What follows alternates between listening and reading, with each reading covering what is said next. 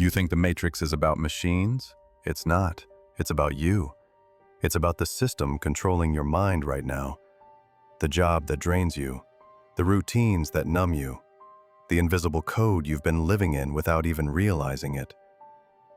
Thomas Anderson. Cubicle drone by day, hacker by night. Restless, distracted, feeling that splinter in his mind. The Wachowskis weren't predicting the future. They were diagnosing our present.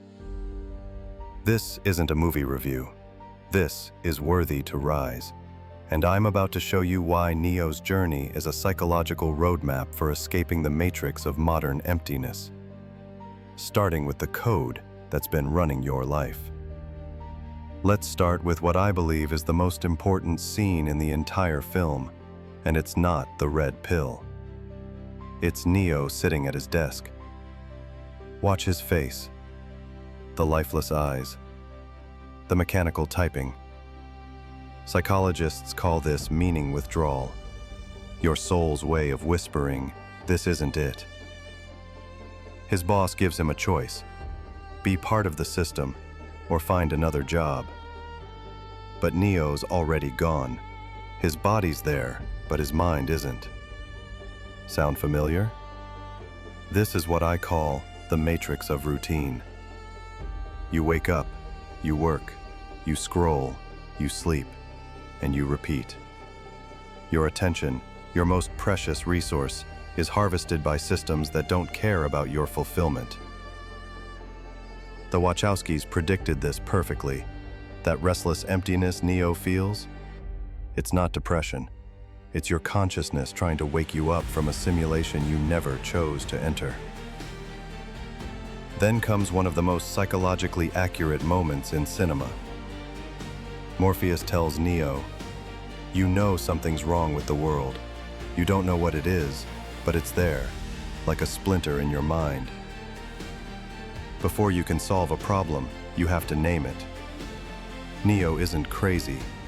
He's having a reality testing moment, questioning if the life he's living is truly his. Neuroscience backs this up. When we feel empty, the same areas in the brain light up as when we daydream. It's our mind searching for meaning. And notice, Morpheus doesn't force Neo to take the red pill. He gives him a choice. Because you can't wake someone who doesn't want to wake up. The red pill isn't just about truth. It's about accepting responsibility for your own consciousness. The blue pill is about letting someone else write your life program. Welcome to the desert of the real. Morpheus isn't just showing Neo a ruined world. He's showing what happens when a species chooses comfort over consciousness. In the Matrix, machines harvest human energy. In our world, algorithms harvest human attention. When Neo unplugs for the first time, he's weak. His muscles have atrophied. His eyes hurt. That's what happens when you've been on autopilot for years. Your ability to focus, to connect, to create meaning, it fades. But like Neo, you can rebuild it. His training isn't just about learning Kung Fu. It's about relearning trust in his own mind. Every simulation strengthens him, not just physically, but psychologically. And then there's Trinity. She isn't just the love interest. She's the catalyst for his awakening. She tells him, "The Matrix cannot tell you who you are." This is what psychologists call unconditional positive regard, believing in someone before they believe in themselves. Trinity's love doesn't complete Neo. It awakens him. Real love helps you discover your power. Codependence keeps you plugged into someone else's matrix. When Neo dies and she says, "I love you," she's giving him the permission to let go of the beliefs that have been holding him back. The Oracle scene is another psychological masterclass. She tells Neo he's not the one, but then gives him the tools to become the one. She points to a sign: "Know thyself." She doesn't hand him answers. She gives him better questions. By saying he's not ready, she removes the crushing pressure of expectation. And Paradoxically, that's what frees him to grow into his true self. Prophecies aren't predictions, they're possibilities, and they only become real when you choose to make them real. Now let's talk about the real villain, and it's not the machines, it's Agent Smith. He represents the part of the system that punishes you for trying to wake up. He refuses to call Neo by his chosen name. He keeps saying, Mr. Anderson. That's psychological warfare. Agent Smith is every voice telling you to stop dreaming and to accept the life you've been given. And here's the brilliance. In the sequels, Smith multiplies. The more authentic you become, the more the system pushes back. Most people give up here. They unplug for a moment, feel the resistance, and run back to comfort. But Neo learns something vital. You don't destroy limiting beliefs by fighting them. You outgrow them until they can't touch you. When he stops the bullets, he's not breaking physics. He's breaking the code of the system built to limit him. Zion versus the Matrix isn't just real versus fake. It's community versus isolation. In the Matrix, you're surrounded by people but still alone. In Zion, people are awake together. They eat together, dance together, fight for each other. Awakening isn't meant to be a solo journey.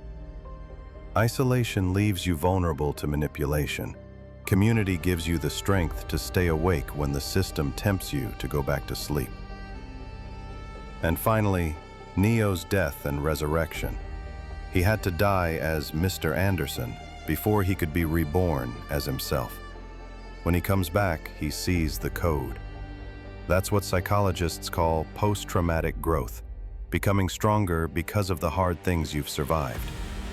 He can fly now, not because of magic, but because he's no longer bound by the gravity of limitation. Your matrix isn't made of green code. It's made of routines, expectations, and fear of judgment.